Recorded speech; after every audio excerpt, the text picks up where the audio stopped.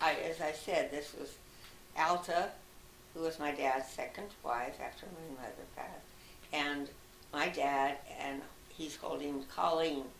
And as I said, I think she was sticking out her tongue. Alta taught her to do that, so she's kind of proud teaching her to do it. And they're smiling at her what she's doing. Alta was proud. Colleen was pretty proud too. Anyway, this. Let's talk. You haven't said much about Alta. Oh, her story. yes, her Alta. career. Well, this is her first going through the Panama Canal when it first opened. I don't know, it was the first boat. But anyway, Dad met Alta while I was down in Berkeley, staying with my grandparents and going back and forth to the hospital in San Francisco. And she was a friend of Aunt Ida, Uncle Perry's wife. She was a nurse, and so they were friends. And so when Dad had come down to be with me at different times at the hospital, and at Grandpa and Grandma Hawkins, where I was living at the time, and so Aunt Ida introduced them. And then every time Dad would come down, he'd go and see her, and then they wrote back and forth. And then I guess Dad, because when he was building the farm in Ontario, he was out in the field every day and half of the night most of the time trying to get it going. And Althea was just barely 3. She was just 2.5 to 3, somewhere in there. And she would take her nap. She would go out by the ditch bank with her blankie and her dog. She had a little white dog. I can't remember what they named him. And sleep on the ditch bank. And my dad thought, that's no way to raise a solid child. I guess I was I was still down with Grandpa and Grandma in Berkeley. Anyway, so then he asked Grandpa and Grandma if it would be all right if Althea went down to live with them also, so he could get some work done, and she would be taken care of, not just sleeping on the ditch bank. One day she wanted to go, and she went in the house, and she was going to fix her daddy some breakfast. And when Daddy came in, she had the frying pan, we had wood cook stove, and she was trying to get an egg to put in the frying pan, and it broke on the floor. She tried, poor little thing, but anyway, so that's when Dad thought this is no way to raise a small child. So I think that was the reason he was interested in getting married, again, to have somebody look after 2 little girls that he had, and with no mother. Anyway, so Alta moved out. She had a lovely home in Berkeley, and she had lovely furniture and all. She brought them all. She had a Model A coupe with a rumble seat, and it was a beautiful little car in its day, and we liked to ride in that rumble seat. Well, one time when Fred and Fern got married, Alta let them, or the folks let them use the car to their honeymoon wherever they went.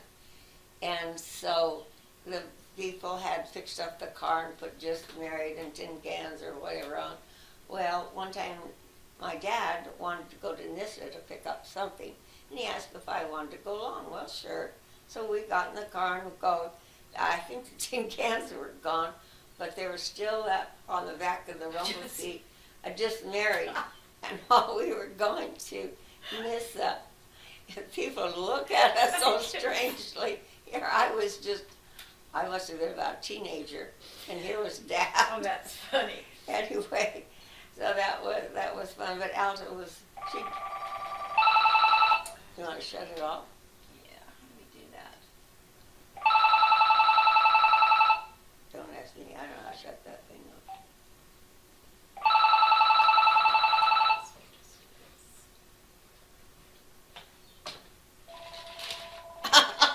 That'll do it. One isn't going, the other is going. Yeah.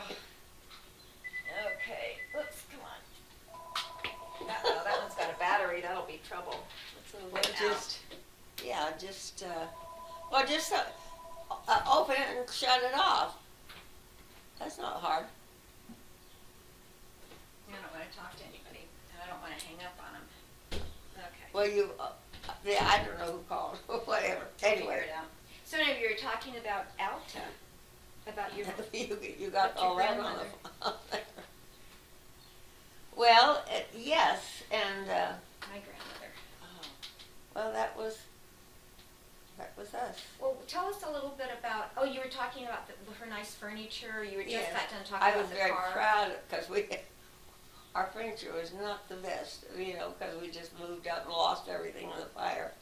But she had lovely furniture that she brought up, and I was so proud. I tell the kids at school, how nice it was. And anyway, so yes, and she had arthritis really bad, but she stuck it out. She did it. She worked all the time with it. So. I remember a story about the San Francisco earthquake. Oh dear, She was. I don't remember if she was in it. Okay. She was there during it, as I recall. Well, this picture up here is like 1915, and it was 1906, wasn't it, when the earthquake? Well, anyway, I don't know, but she was close there, and she could tell. And she was a nurse. Yes, but I don't know if she was around that. I'm not sure. Okay. And this is my dad. I'm very proud of this picture. It was when he was selling ICS in Astoria, I guess, and the International Correspondence School. Okay. Did you Carol? see him dressed up like this a lot? Dad wore a suit whenever he went to a church. He always had a suit. It wasn't the best. It wasn't pressed like everybody. But he had a suit on, and he always carried a pair of pliers in his hip pocket. And one time we were at a wedding, and your dad, Gene, told him that at the wedding he had a nice suit on and everything. And Gene told him, he said, "Dad, bet you don't have your pliers in your pocket today." Dad reached in and took out a pair of pliers. And he had them just in case he needed to pull a tooth. Well, I guess a tooth or machinery. Pliers you can do a lot with. Well, I noticed in one picture of my Grandpa Hawkins, Dad's father, somebody said to him about pliers, and he had a pair of pliers. I guess it must be family tradition That's to funny. carry pliers in your hip pocket. I never heard Suit or no suit, but he was ready. Well, he worked around a lot of machinery. Anyway, so I think, Carol, we'll go on to picture number 73. And this was a picture of our family. Now, when we were at one of the family reunions in where Fred and Fern lived, and Maxine and Fred lived. Maxine wanted a picture of the family for one of Fred's birthdays. Well, I had this picture, and it has all of us. I think Althea's a baby in that picture, but it tells all about this, and it was. But you had to. This was a wedding picture, wasn't it? And for Fred and Pearl? Yes. Fred had gotten married at 16. I wasn't going to sell that for everybody. Well, it's just within our family. So. Anyway, and so Fred and Pearl were not married anymore, and so this was supposed to be a wedding picture. But I took out Pearl and her mother because Maxine wanted at one of our family reunions, and Maxine was Fred's wife then. So I took her and her mother out and cut and moved the rest of the family together on that one. So we got rid of Pearl and her mother. Yes. Okay, all this is pretty self-explanatory. Where are you going next, Carol? Okay. I think. This picture on the bottom. Wait. You're missing something really important. The bottom picture on the Red Rock to Ravendale. You remember all right, that? there's a book, and I gave each one of my children a copy of that because Red Rock, as Carol looked up, it was a company, an irrigation company, and they hired Dad to go to Ravendale and build an irrigation project. Well, when we got there, the water was not high enough. There was a lookout mountain, but we didn't have enough water, rain there. It was high desert country. And so there wasn't enough water. The water was low and the land was high, and then there wasn't enough that accumulated on Lookout Mountain, what was in the background. And so they tried it again a little later and it didn't work. Well, their surveyors, that company's surveyors did not know what they were surveying, didn't know how to do it. So we were there for 11 years in Ravendale. And you'd gone up there under the idea that he was going to do work for this Red Rock irrigation Yes, system. he's going to build an irrigation project there in Ravendale. And so the picture at the bottom, that's your family. That's my family when they moved to Ravendale. And that's how Mother's piano was turned upside down on the top of that. And Dad had that outfit. And Uncle Jim had a smaller outfit, but Dad had to go way around. And I don't know if this was the one, they made several trips. I don't know if this is the one that Dad took all his mules and horses. And I think this must have been another trip when Mother and the children came up and brought her piano and everything. So this is how they moved, and they did several trips moving. So this is however many trips that they needed to take to get all their stuff up. This was their moving company. No, this is my No, that's dad's what I meant. outfit. That's my what I dad's meant. Well, that's all they had to move with, yes. Then afterwards, after we were moving to Ontario, then Dad had a truck that had panels on the side, you know, and he hauled a lot of horses and stuff there, neck to head and head to neck, all the whole thing.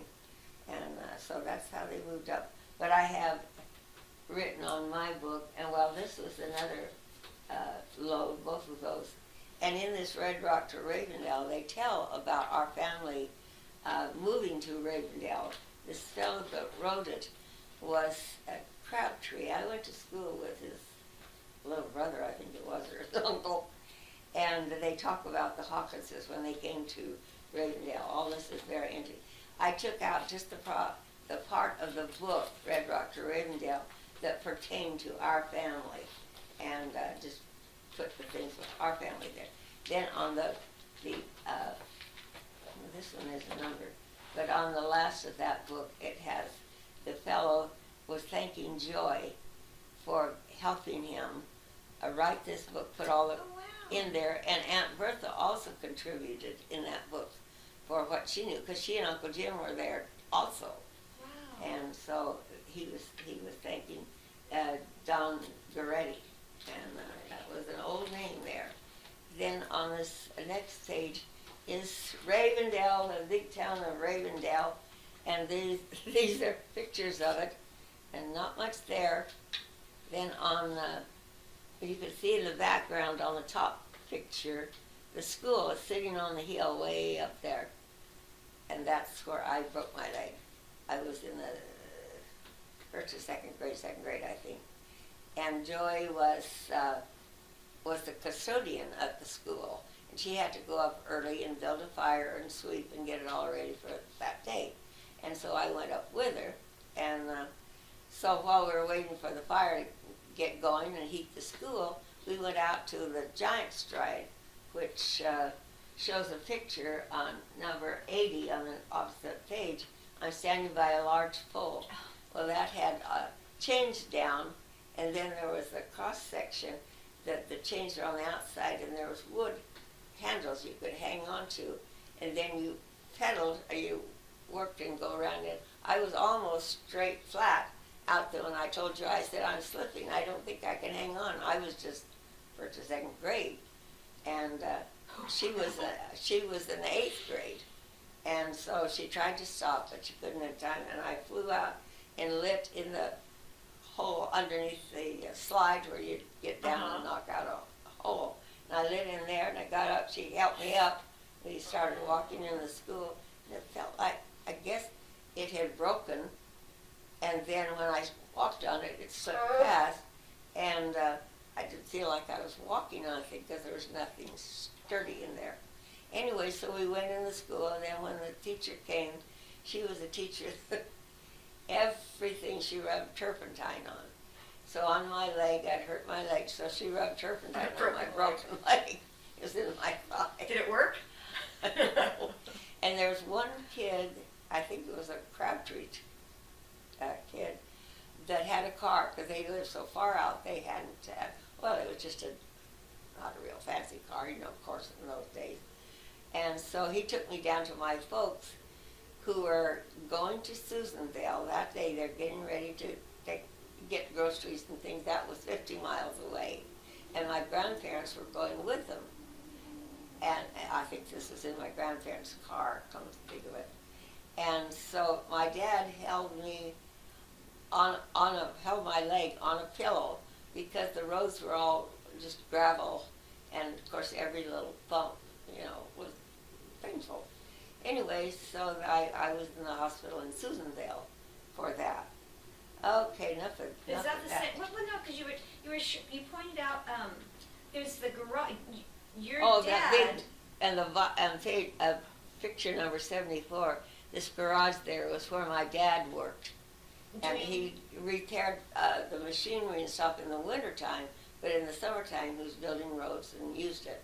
Okay. And so that was where he lived. And I say, on the first picture, the school was up on the hill. Okay. It wasn't a very big hill on this picture, but to me it was a pretty good sized hill when I was that age. Isn't there a hotel in there? Well,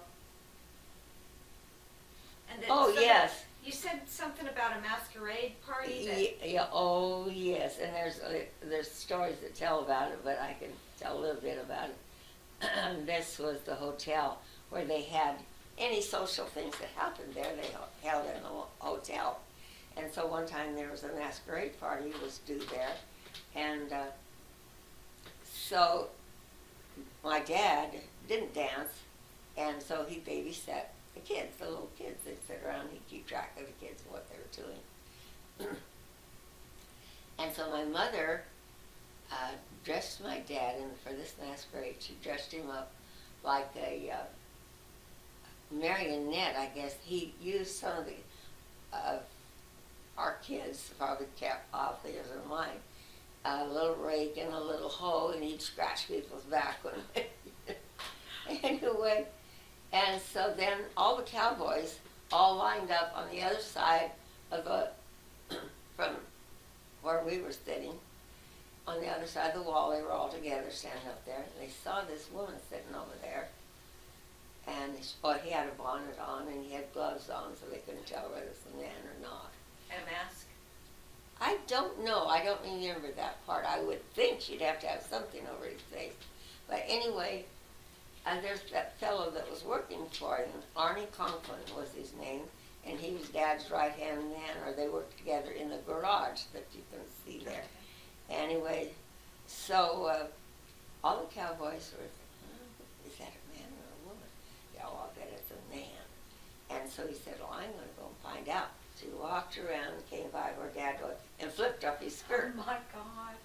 And he checked to see boots under there, and then stockings and things. And it wasn't. My dad's feet were a little smaller size than my mother's, and so he was able to get into my mother's shoes, and she had her stockings. He had her stockings on. When that cowboy saw stockings and ladies' shoes, he just kept right on going and went outside. He was so embarrassed. And this was a guy that worked with them every day? No. Oh, This was different another guy. cowboy Okay. that was going to find out if it was okay. a man or woman. But anyway, Arnie, the guy that worked with him, he decided, well, he's going to ask her to dance. Okay. And my dad was not a dancer, but he thought, well, this is a good time to start, because he didn't know. He started probably walking all over his feet.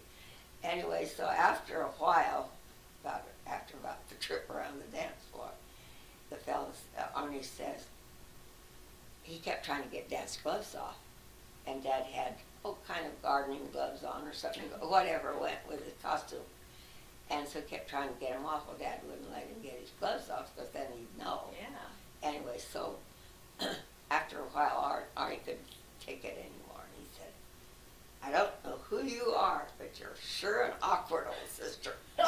And he took him back to his seat, and he took off. He didn't enjoy their dance? No, my dad was probably stepping on his feet and everything because he didn't know how to dance.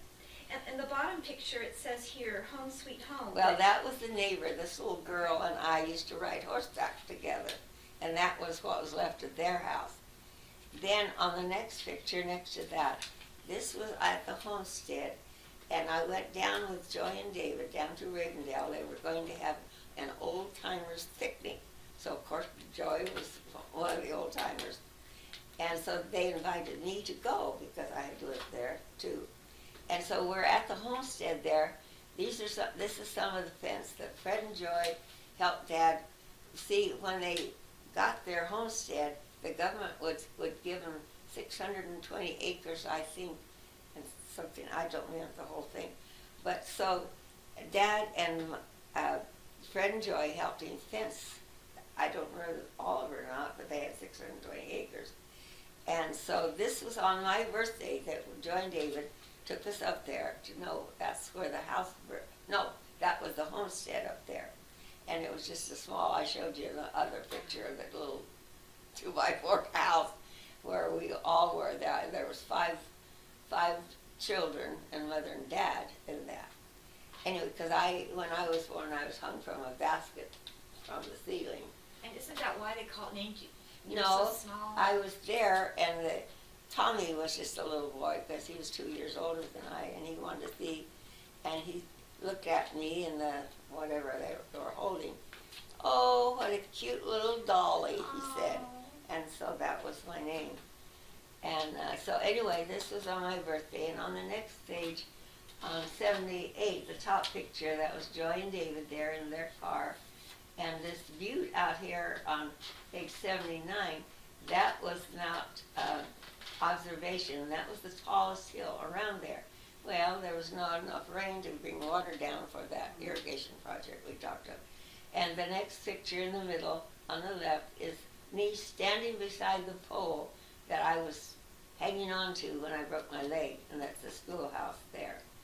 Then on the right, picture 81, was Joy and I, and we were under this tree. My dad, years ago, had a weeping willow stick. I think it was, did I say, what was it? Anyway, and he got through with it, and there was a well right there, and he stuck it in the ground right close to where the well was, and I guess there was enough moisture, and that stick grew to a tree. That's wild. And so we were under that tree, and on my birthday, Joy had brought a picnic lunch, and David found an old barrel out there someplace and a couple of boards, and he put it across that barrel, and he went out and got a bouquet of some sagebrush of some sort, and an old bottle he stuck in on the table, and so that was on my birthday. And anyway, this was picture number 82. It's right next to the frame. That was when they took, after the fire burned, they took the homestead, Uncle Jim's homestead house, and ours, which they had to build another one for us, and where I was born, and they brought them down and put them together down where the house had burned, and put those together for the family to live in while we were moving to Ontario. Where did you find, is that where you found the license plate on your birthday? No, the license plate was found up here on picture number 77, what's left of the fencing in our homestead. Right there, Joy and I were walking across around there. You know, Joy found an old tie rod from a Model T or something, which we used to tether the goats to. Dad had to get some goats because Bert was getting the rickets, and the doctor said, you need milk for that boy. And so she found the tie rod for the goats, and I looked down. Joy had already passed through, and I looked down at my feet, and there was this license plate, and it was June of, I don't know if it had the month on it, but it was 1925. That's the year I was born. I found it on my birthday at the homestead where I was born. And who has that now? I think Colleen has it. That's crazy. Yeah. Anyway, let's get on with You're this. supposed to be there. Okay. Now on this next picture, pretty well self-explanatory, just some old pictures of, it's got the names under there. Now this one was, my dad had to help his dad, the middle picture, had to help his dad. He was all set to go to college to be a lawyer, and he had to go home. He'd had 2 years of college, and then he had to go home to help his dad on the dairy. And this is, this other picture, self-explanatory. My dad with his little sister. And then this is how we went some places in Surrey with a fringe on top. You've heard of those. And that was our family in our Surrey with a fringe on top. And that's your dad delivering milk. Yes, in the middle. Like you used to deliver milk with all his kids loaded in the Yes, car. you remember that. Oh yeah. Colleen broke my finger. Oh, she slammed the door and you had your finger Yep. stuck in there. It still hurts me. Oh, it does? Yeah. You want her to know that. Yes, I do. All right. Then on the next page is picture number 89 is my dad's only sister. Her name was Eva. And she was learned to be a school teacher, and she was going to get married. Excuse me. Let's see if this helps.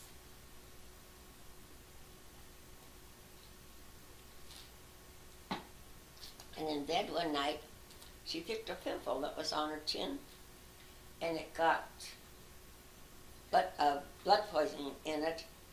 And in those days, they didn't have the penicillin and everything that we have now. But, and then it went to, and then she passed away from it. And it was on the day of her wedding that she passed away. That was like Joy and David on their anniversary. Joy, what was it, something about, it was the year or the day or something. It was supposed to be their anniversary. Yes, it was Joy and David's 50th anniversary. They were going to celebrate, and instead, Joy's funeral was on that day. They were planning ahead to have it, so that's kind of It reminds you of nostalgic, that yeah. joy. And these are self-explanatory here. Now, this picture number, page 92, picture number 92. There's 3 tough-looking guys on there. Well, I didn't know at the time I made this who the other one was, so I just said they're pretty rough-looking bunch there. Well, then Marilyn, my niece, Fred's daughter, said one time, didn't your dad go hunting with Bing Crosby? And then the old memory clicked in. I remembered my dad telling me, or telling us, the family, whoever was there, that he took Bing Crosby hunting, but it was all hush-hush. They didn't want a bunch of crowd coming around, so they didn't tell anybody.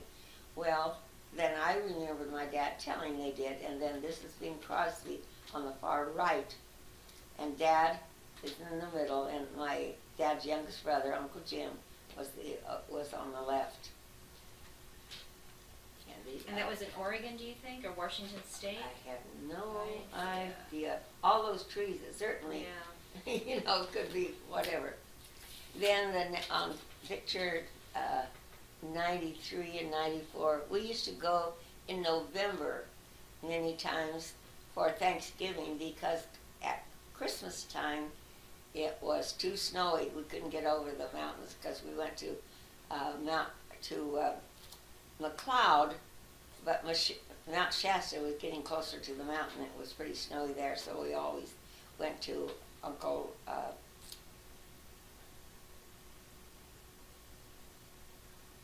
Perry? No. what was it? Rodney, Uncle Rodney's house and Aunt Anna's house for Thanksgiving. And of course, Grandpa and Grandma were older too, and these other pictures are self-explanatory. There's a picture at the bottom with the family, and I think you're a baby. And is that the homestead you were born in, that you were home Yeah, from that the little season? house in the background is where I was born. That was the homestead, our homestead. And this was a touring car that Dad had when he was selling ICS. See, Dad had his suit and a nice hat on, and so, yes, that was That's hard. the place. Hard for my mother, living up there with 4 kids and you hanging from the ceiling. Well, that was 5 kids. Yeah, but I mean, you were the baby and you I were was the hanging from the baby. ceiling. Yes, I was And- hanging from a basket. And or so something. where, did they have bunk beds for the kids? I mean, I I just have don't no- see how they did it. I was too little to know. I don't know. I suppose they had quite a few bunk bed They things slept like that, together or nailed to the wall probably, So Hanging yeah. next to you. And this picture on the bottom, 96, was when my Uncle Elmer, who's on the far right, standing with a vest on, and then my dad in the middle, then Uncle Jim is my dad's and Uncle Elmer's youngest brother. And then there was Uncle Elmer's family there and our family. Pretty self-explanatory. And then on picture 92 and 93, this was the homestead where I was born. That when my dad worked so hard to get to that, to build that irrigation project, this was in Ravendale, where I was born. Look how desert Welcome it to is. Ravendale. Yes, exactly. And then on the following page is my dad, when he was selling ICS, he had the little, now that was a 1916, whatever it was. A Dodge. Yes, I think it was a Dodge. And later on, we'll see where Fred made this after years that we had it. He made he made a hay deal, had tines in there, and they drove the thing to get under the hay, and then they'd go dump it and put it up in the stack. With this car. Uh-huh. At that many years. It set out, maybe you kids saw it, it set out in the kind of the pasture there. At Grandpa's. At Grandpa's, Did it still run? When we were kids? Well, I don't know, but they made anyway, we had a Dodge panel that was there. That might be a different car. I really don't, I was pretty little, and those things just happened at that age. Then on picture number 100 was Dad and Alta. In his later years, my dad's hair was he still had a good head of hair, and not too gray. It had gray streaks, I'm sure, gray hairs in it. Then the picture 101 is a picture Alta made for Dad. He had this prize, this big Arabian stallion that he had. Ibn Banad was the name, and Alta got Ronnie Trinkle to help her do that. I forget what kind of needlework that is, but it's very difficult. But Alta made that for my What do you dad. mean Ronnie Trinkle helped her with that? Well, Ronnie Trinkle was a good seamstress. She was born overseas, and she and her husband met in the service, and she married, Bert married Helen Trinkle, and Ronnie and Harold, Helen's brother, met when they were in the service in New York or someplace over there. So she was your sister-in-law. No, she was No. your sister-in-law's Helen's sister-in-law. sister-in-law. Okay. Well, this is a good place to stop. Are you okay with stopping right now? Well, whatever you think we should do. Yeah, let's stop because we're almost at 33.